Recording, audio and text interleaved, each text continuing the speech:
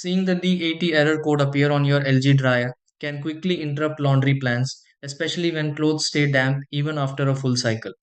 Many users notice this issue appearing unexpectedly while drying heavier loads, towels, or everyday clothing. Sometimes the dryer still runs, but performance feels weaker, while other times drying takes much longer than usual. In many situations, the LG dryer D80 error is connected to restricted airflow, lint buildup, or ventilation interruptions that prevent air from moving properly through the system. Before running extra drying cycles repeatedly or changing settings randomly, these are the steps you can try to fix this and clear the LG dryer D80 error code properly.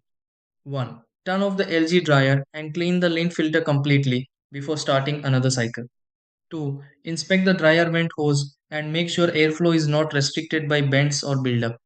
3. Check the outside vent opening and confirm air can move out freely without blockage.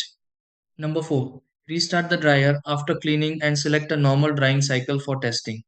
5. Dry a small load of clothes and check whether the D80 message disappears during operation.